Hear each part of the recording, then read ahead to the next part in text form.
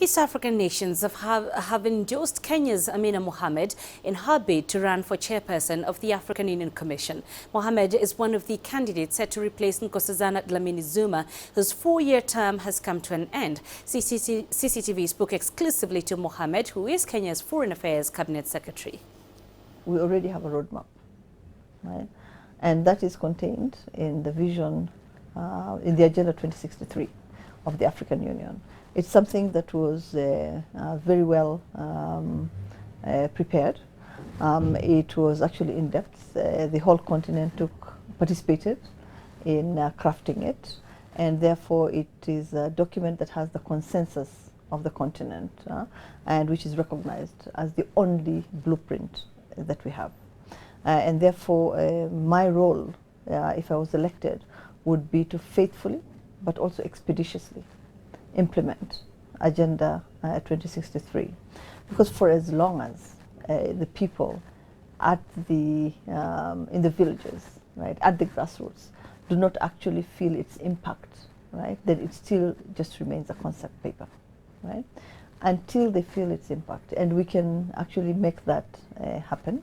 We already have a 10-year action plan, and I think we can actually have chewable bits of that implemented in real time, in a very meaningful time frame. In terms of those chewable little ones, what will be your priorities though? Well, first of all, industrialization, right? That has to be the key.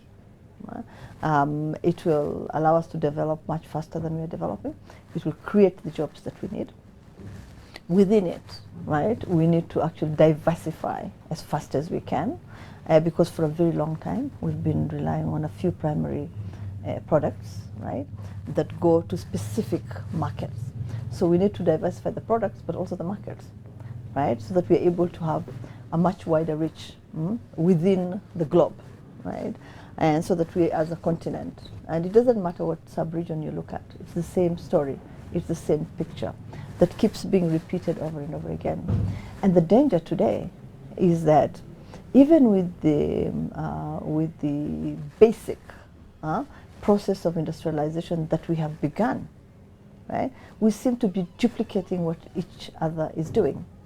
And that's really dangerous, right? We should actually be diversifying to an extent where we know that we are not duplicating what others are doing, so that we don't become not only wasteful, right, but not able to create the viable markets that we need, and the viable industrial basis that we need.